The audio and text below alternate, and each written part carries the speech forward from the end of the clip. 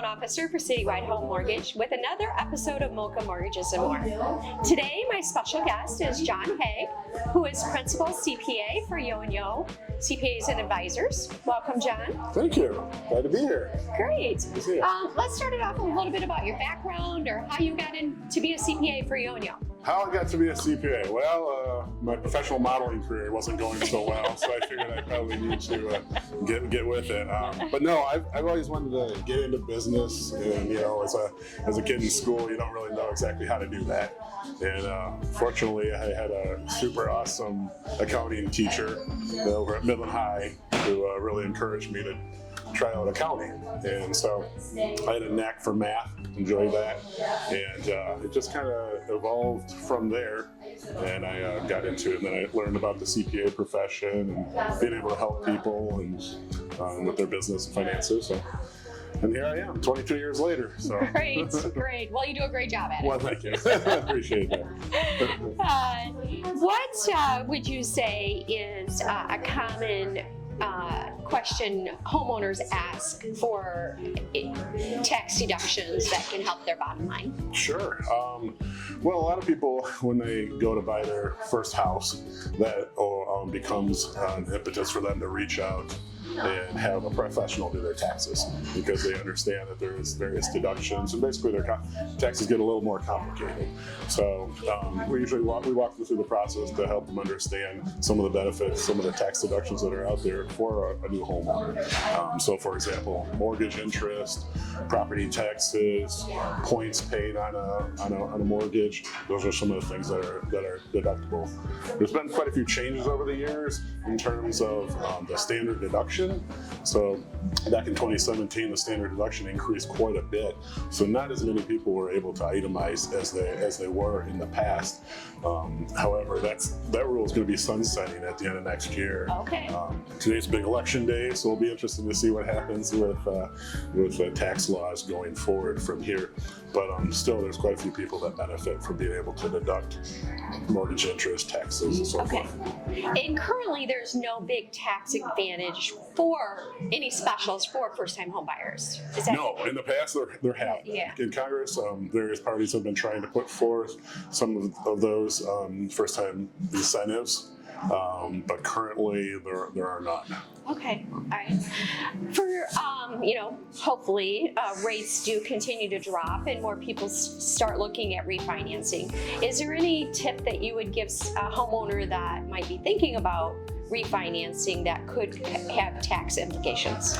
Sure, absolutely. I mean, obviously, anytime there's a rate change, that's going to affect the amount that you're going to be able to possibly deduct for mortgage interest. So you definitely want to be planning that in, working with your tax advisor to see how that would be affected. In addition, there were some changes to the amount of mortgage interest you can deduct based on the balance of the mortgage. And so, and some of those rules were grandfathered in. So, like, for example, if you had a mortgage that was before 2017, you're working off of different deductibility rules than a more recent one. So if you were to do a refinance, you might lose some of that grandfathering. So, again, lots of moving parts, so just better to, which I should note, you should always, each situation is unique and different. So anything we talk about today, people should run that by their professional advisors and finance personnel, because every situation is different. Yeah. We're just trying to, shed some light on maybe some common questions, and yes, as always, reach out to a professional for your particular situation. Absolutely, and I should also note that even if you're not qualifying for some of the deductions out there are some credits out there for related to energy efficient improvements. So that's something that you can ask your professional tax preparer about, whether it's special windows, doors, HVAC systems, biomass stoves, things like that. There's all different credits that are available for those. So for the energy. For energy efficient. So best if you're doing any types of improvements like that, best to reach out and have a discussion with your CPA. Just know what receipts to save. Right. Yeah.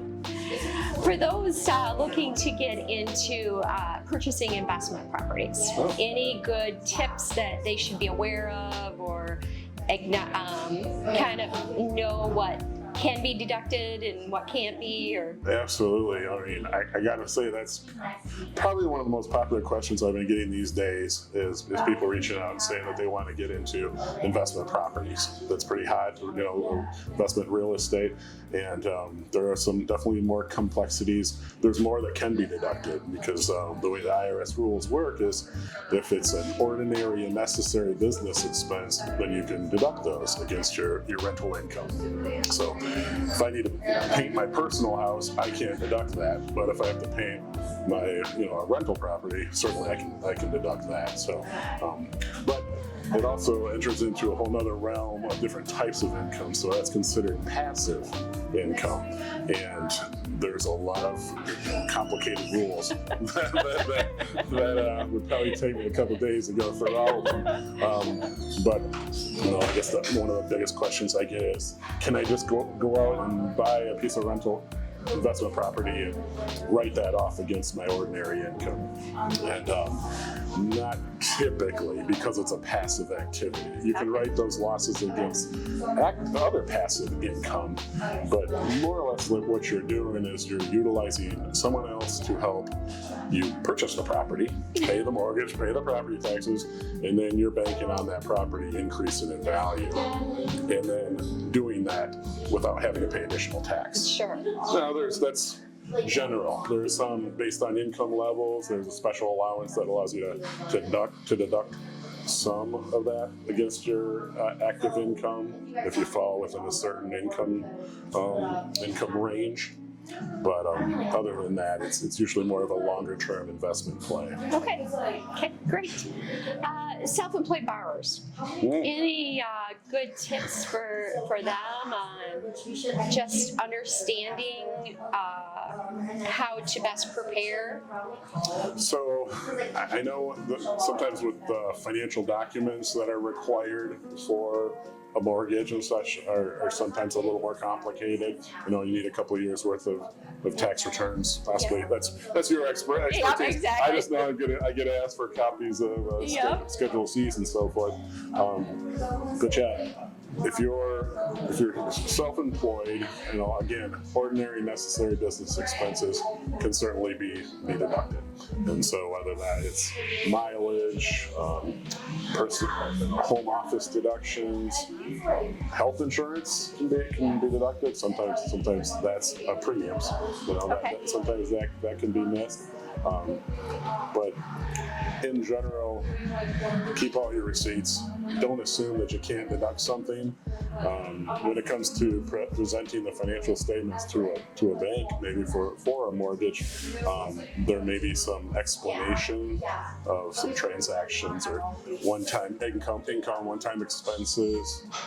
Depreciation is certainly something that you probably see a lot. So that's this big expense item on the income statement that lowers taxes, but doesn't really affect cash flow. Yeah, that's definitely something when we're analyzing tax returns, we add back in. Yep, exactly. And we get that question, and sometimes there's also amortization that goes along with depreciation. So, just involve having your CPA and your loan officer working together to kind of interpret the financials is probably the best way to Sure. You kind of mentioned a home office deduction, and that's kind of, you get a lot of people that maybe not just be self-employed, but everybody seems to be working from home now. Yeah. Is there a difference between, your work from home versus being self-employed? Does that change that tax deduction at all? So if you are a work from home employee, there's no home office deduction. Okay. There used to be. Yeah. There used to be a deduction on your Schedule A that you could take, but that was changed back in 2017. So you can't do that if you're an employee. Okay. If you're self-employed, then yes, you can claim a home office deduction on your Schedule E, and you got to just have a dedicated space. Yeah. This was a very highly audited area by the IRS in the past, so they came up with like a safe harbor rule, I guess you'd say, where you can just take the square footage of the office, multiply by $5 per square foot, and just take that as a deduction. Okay.